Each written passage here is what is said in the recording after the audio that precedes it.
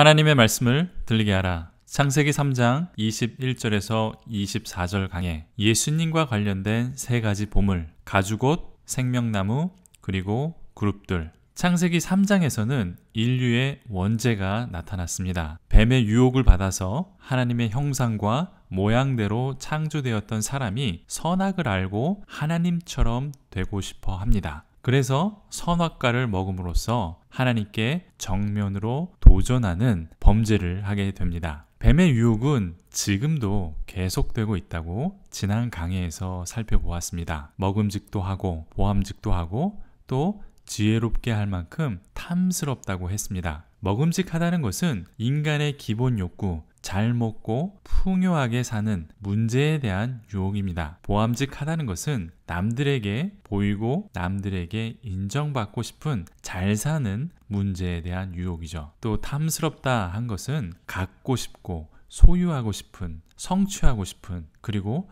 정복하고 싶은 인간의 욕망에 대한 유혹이었습니다. 이 범죄로 인해서 인류는 하나님과 단절하게 됩니다. 그리고 에덴 동산에서 쫓겨나게 되는 것이죠. 오늘은 아담과 하와가 쫓겨나는 이 장면에 대한 이야기입니다. 이 장면에는 그냥 쫓겨나는 것으로 끝나지 않습니다. 이 장면 속에 숨겨진 복음의 보물들이 있습니다. 예수님과 관련된 복음의 깊은 뜻이 있다는 것이죠. 예수님과 관련된 이 세 가지 보물은 가죽옷, 생명나무 열매, 그리고 그룹이라고 하는 천사, 이렇게 세 가지입니다. 이 시간에는 이 보물을 찾으러 함께 가보겠습니다. 먼저 창세기 3장 21절을 보면 이렇게 되어 있습니다. 여호와 하나님이 아담과 그의 아내를 위하여 가죽옷을 지어 입히시니라. 첫 번째 보물인 가죽옷이 등장을 합니다. 아담과 하와는 범죄한 후 벗었다는 것을 깨닫게 됩니다. 그래서 창세기 3장 7절에 보면 자신의 수치를 가리기 위해서 무화과 나무 잎으로 치마를 만들어 입습니다. 벗었다는 것은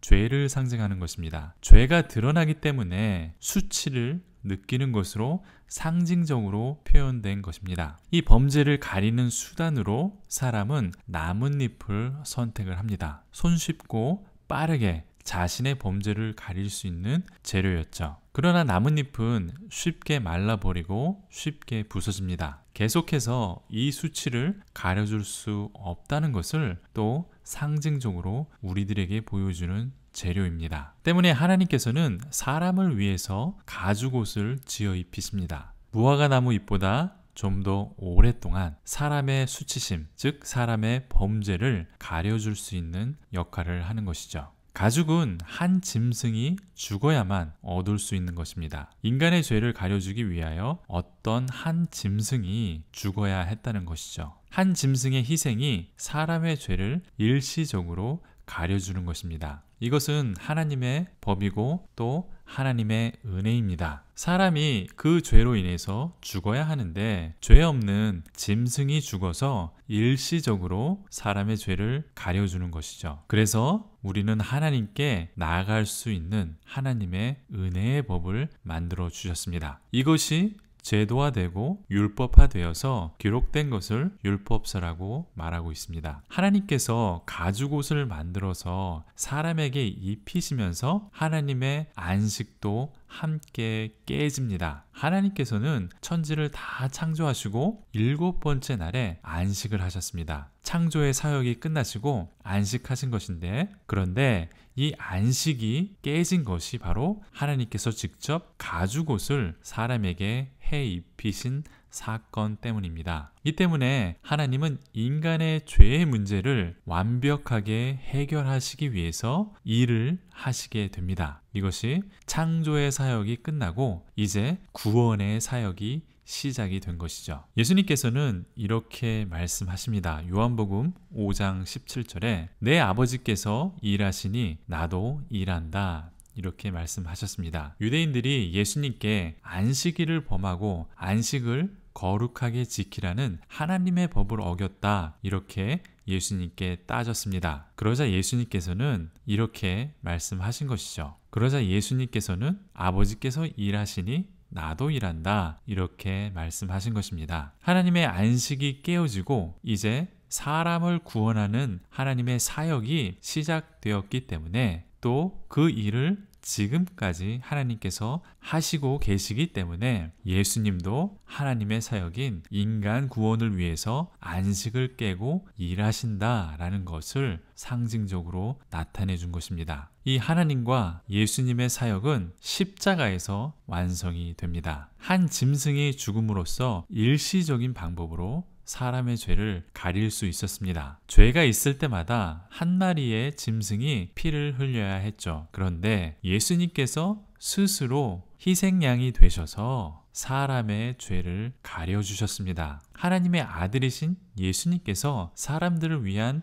희생은 일시적인 것이 아니라 영원한, 단번에 드리는 영원한 제사입니다. 이 내용은 신약성경 히브리서 10장에 잘 나타나 있습니다. 히브리서 10장 10절에 이 뜻을 따라 예수 그리스도의 몸을 단번에 들이심으로 말미암아 우리가 거룩함을 얻었노라. 예수님의 한 번의 희생 제사로 우리는 영원히 거룩하게 되었다. 성경은 말씀하고 있습니다. 히브리서 10장 14절을 한번 참고해 보십시오. 따라서 창세기에 나오는 이 가죽옷은 바로 예수님과 연결이 되어 있다. 또 예수님께서 이 가죽옷의 문제를 완벽하게 해결하셨다. 저는 이렇게 말씀드리는 것입니다. 계속해서 이제 생명나무 열매에 관한 이야기를 보겠습니다. 이 생명나무 열매는 사람이 영원히 살 수 있도록 해주는 열매입니다. 창세기 3장 22절을 보겠습니다. 여호와 하나님이 이르시되 보라 이 사람이 선악을 아는 일에 우리 중 하나같이 되었으니 그가 그의 손을 들어 생명나무 열매도 따먹고 영생할까 하노라 하시고 이렇게 되어 있습니다. 사람이 선악을 아는 일에 우리 중 하나같이 되었다라는 말이 나오는데 이것은 반어법적인 표현입니다. 사람이 선악과를 먹고 하나님처럼 되려고 했는데 이제 하나님처럼 됐겠네? 반어적으로 표현한 것이죠. 그러나 실제로 그렇게 되지 않았다라고 말하는 것인데 앞서 말씀드렸지만 사람은 이미 하나님의 형상과 모양대로 창조되었습니다. 실제로 변한 것이 없습니다. 도리어 죄를 알고 죄를 범하는 사람이 되었습니다. 하나님처럼 되지 않고 반대로 하나님과 멀어졌다는 이 표현을 함축적으로 반어적으로 나타낸 것이죠. 반면 생명나무 열매를 먹지 않고 영생할 수 없게 하신 것도 하나님의 은혜입니다. 만약에 사람이 생명나무를 먹고 영생을 하게 된다면 죄인으로서 구원받을 수 없는 하나님의 원수로서 영원히 살게 된다는 것입니다. 하나님은 이것을 원치 않으셨습니다. 사람이 죄인으로 영원히 살지 않고 하나님의 사랑하는 자녀로 영원히 살기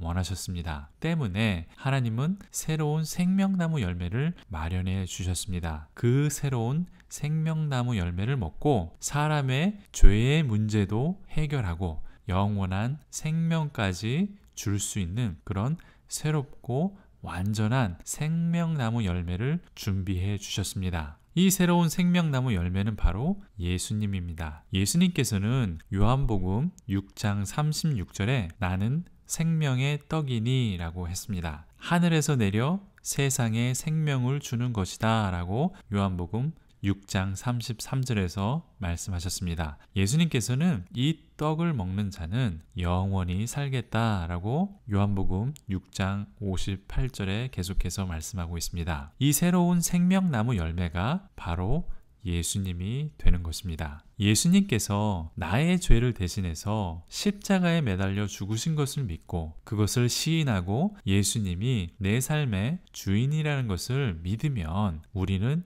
이 생명나무 열매를 받아 먹게 되는 것입니다. 그동안 막혀있던 생명나무 열매를 이제 우리가 예수님을 통해서 얻을 수 있게 된 것입니다. 사람은 아담과 하와 이후로 태초부터 이 생명나무에 접근할 수 없었습니다. 창세기 3장 24절을 보겠습니다. 이같이 하나님이 그 사람을 쫓아내시고 에덴 동산 동쪽에 그룹들과 두루 도는 불칼을 두어 생명나무의 길을 지키게 하시니라. 그룹이라는 천사들이 불칼을 가지고 생명나무로 가는 길을 지켰다라고 성경은 기록하고 있습니다. 때문에 사람은 생명나무로 접근할 수가 없었습니다. 그런데 예수님께서 생명나무로 갈 수 있는 길을 열어주셨습니다. 히브리서 10장 19절에서 20절을 보겠습니다. 그러므로 형제들아, 우리가 예수의 피를 힘입어 성소에 들어갈 담력을 얻었나니 그 길은 우리를 위하여 휘장 가운데로 열어놓으신 새로운 살 길이요, 휘장은 곧 그의 육체니라. 예수님의 피를 힘입어서 성소로 들어갈 수 있게 되었다, 이렇게 히브리서는 말하고 있습니다. 그런데 휘장 가운데로 새로운 길을 열어주셨다고 했습니다. 이 길은 살길, 즉 생명의 길이라고 성경은 말하고 있습니다. 다시 말하면 예수님께서 성소로 들어갈 수 있는 길을 만들어 주셨다는 것입니다. 즉 성전 안에 들어가면 그 안에 성소가 있는데 그 성소 안에는 언약궤가 들어 있습니다. 그 성소는 아무나 들어갈 수가 없습니다. 1년에 한 번 대제사장이 들어갈 수 있는 곳입니다. 그것도 아무런 흠이 없어야 들어갈 수 있습니다. 아무런 죄 없이 들어가야 하는 그곳인데 제사를 드리고 정결 의식을 하고 들어가는 곳입니다. 거룩하신 하나님께서 임하시는 장소이기 때문이죠. 그런데 이 성소 앞에는 그룹이, 즉 천사가 수놓인